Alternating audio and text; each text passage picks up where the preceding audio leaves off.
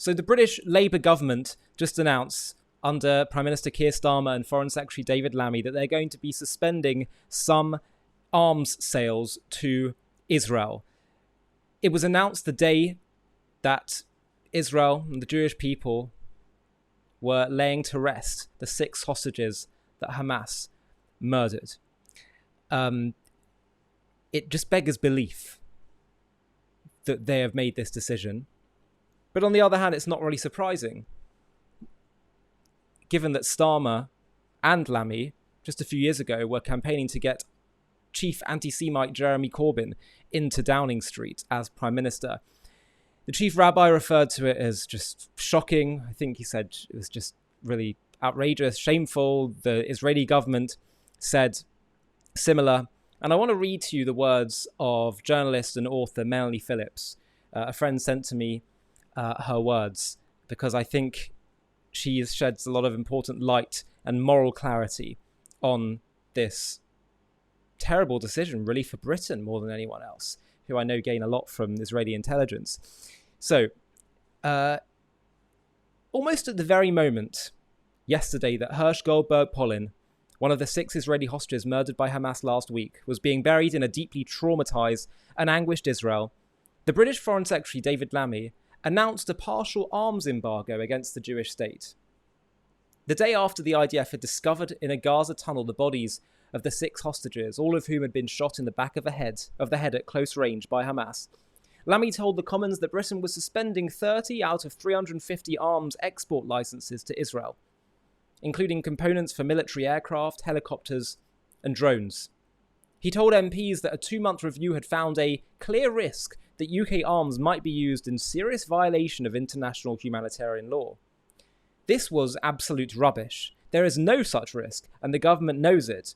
It was choosing to defame and punish Israel at a time of epidemic anti-Semitism and anti-Israel derangement, in order to feed the ravenous hatred of Israel that consumes a high proportion of Labour MPs and party supporters, as well as Labour's steadily increasing Muslim constituency.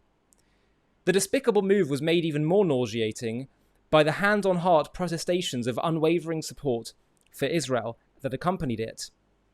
Lammy and the Foreign Office said the UK backed Israel's right to defend itself, claimed the embargo wouldn't compromise Israel's security, and said it wouldn't change the UK's steadfast support for the Jewish state. Today, after Israel's Prime Minister Netanyahu described the British embargo as shameful and said it would embolden Hamas, Downing Street refused to accept that the decision would damage diplomatic relations with Israel. Who do they think they're fooling? They've thrown Israel under the bus at the moment that it's fighting for its life under a 7-front genocidal onslaught from Iran and its proxies. The British punished Israel for defending itself on the very day it was burying its war dead. The Defence Secretary John Healey said the UK remained a staunch ally of Israel, but that the British government had a duty to the rule of law. But Israel isn't breaking any law, nor does the British government say it is. It says merely there's a serious risk that it might. But there's no evidence to back that either. It's an entirely tendentious assertion by the Foreign Office, which is drawn overwhelmingly on malicious falsehoods produced by the Hamas-linked UN and NGOs that lie reflexively about Israel as part of a global strategy to bring about its destruction. And by the way, more than just lie about Israel, are actively involved in helping Hamas, think UNRWA.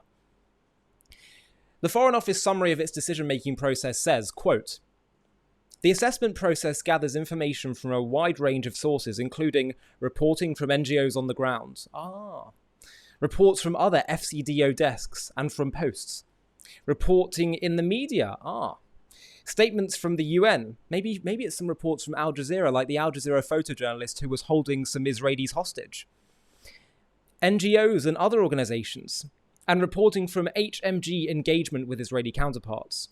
The process also draws on a log of military incidents such as airstrikes or ground operations and statements by political actors, which is prepared on a regular basis. This information is analysed to focus on incidents in Gaza for which there is credible information and or reliable evidence, and broader thematic issues of particular concern." But it's not credible at all. It is, instead, a disgraceful farrago of Hamas-sourced propaganda. Just look at this statement by Lammy. He said, quote, "Israel's actions in Gaza continue to lead to immense loss of civilian life, widespread destruction to civilian infrastructure, and immense suffering." This is drivel. The Hamas numbers of civilians killed in Gaza are widely inflated and indeed ludicrous, since they acknowledge not one terrorist among the total. Even if the overall numbers are correct, given the number of terrorists who Israel says it has killed in this war, the ratio of civilians to combatants killed in Gaza is unprecedentedly low, and a fraction of the numbers of civilians killed in British and American wars in Iraq and Afghanistan. There is indeed immense destruction and suffering in Gaza, but that's the fault of Hamas, period, which cited its entire apparatus of genocidal warfare among Gaza's civilian population, used those civilians as cannon fodder and human shields, and constructed hundreds of miles of tunnels to house its terrorist infrastructure while constructing not one civilian shelter. Yet the Foreign Office ignores all that and blames Israel, the intended target and victim of these Hamas war crimes, instead. Just how wicked is this? The impact on Israel's military capabilities will indeed be minimal. Israel buys relatively few weapons from Britain, which buys far more weapons from Israel. Given the incalculable benefits Britain also derives from Israeli intelligence and military expertise, the very expertise the British government has now besmirched by recycling Hamas-derived lies and distortions, Britain has far more to lose than Israel from a cooling of this relationship. The arms embargo is but the latest in a series of deeply hostile moves against Israel by the new Labour government. It restored funding to the UN Relief and Works Agency, despite the evidence of this body's overwhelming ties to Hamas. The British government also supported the request by the prosecutor of the International Criminal Court, Karim Khan, to issue arrest warrants for Netanyahu and Israel's Defence Minister Yoav Gallant. Lammy even threatened that if such warrants were issued and the two came to Britain, the UK would indeed arrest them. This despite the fact that, as several international lawyers have argued, just about every argument Khan used was wrong, unfounded, and drawn from sources deeply hostile to Israel. Khan's submission was deeply disreputable since it owed everything to politics and nothing to law. The Foreign Office has always been institutionally, virulently hostile to the Jewish state. Now its innate bigotry is running rampant and unchecked under a Labour administration that dances to a similar tune.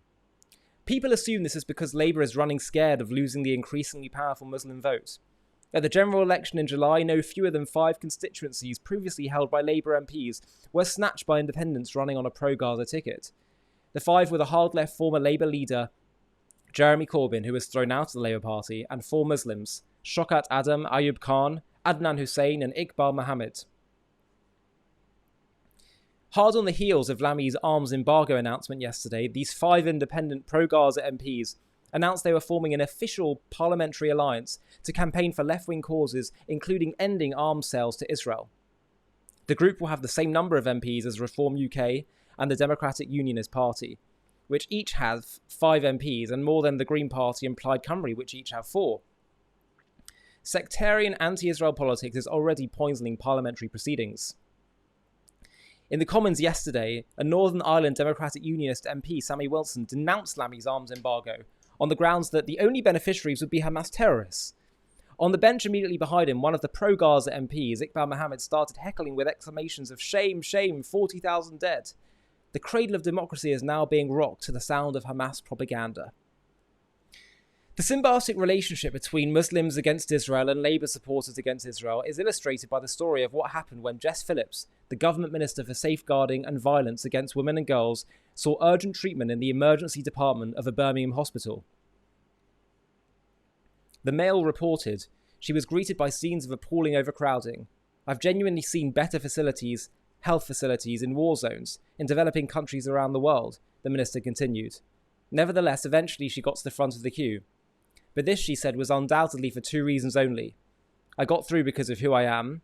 Also, the doctor who saw me was Palestinian, as it turns out.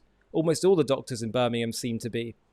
While in opposition, Phillips resigned from Labour's front bench to vote in favour of a ceasefire in Gaza 5 weeks after Hamas terrorists killed 1,200 Israelis, many of whom were mutilated or raped, and took another 120 hostage.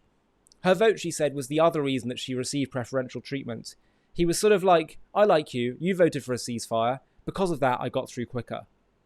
Far from reflecting on how MPs who voted against a ceasefire, still less a Jewish citizen, might have fared, Phillips, whose majority at the last election plummeted from 10,500 to just 693, with George Galloway's Workers' Party in second place, continued her account of her treatment.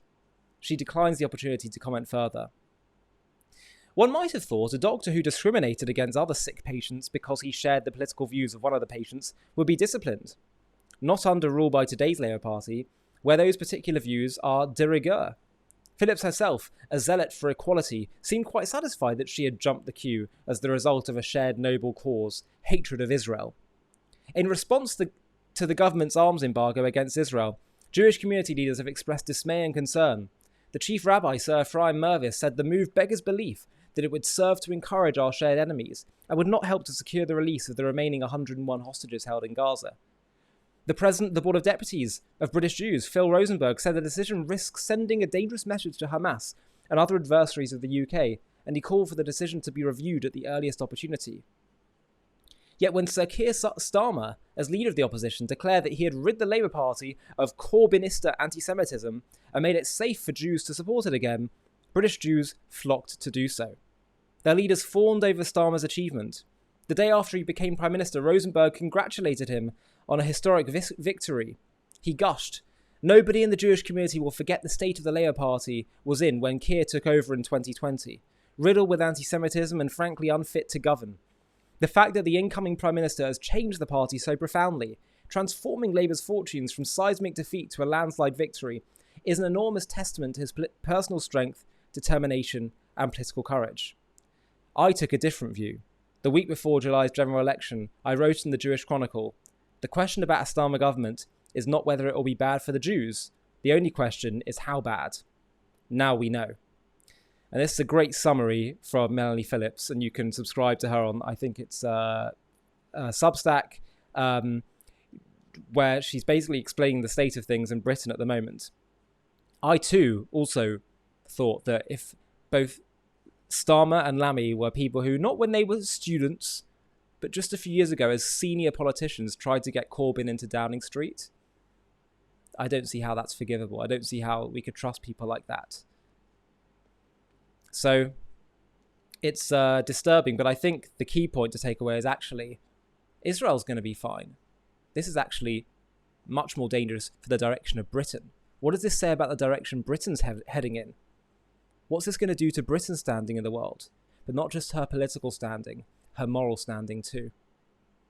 Hi, thank you so much for watching. To watch another one, click here. To stay up to date with all our content, click here to subscribe. And if you're able to, you can help support JTV to grow and grow by clicking join below this video, where you can become a member and get perks including early access to videos and private live discussions with me. But most of all, you'll be partnering with us on our mission to change the world.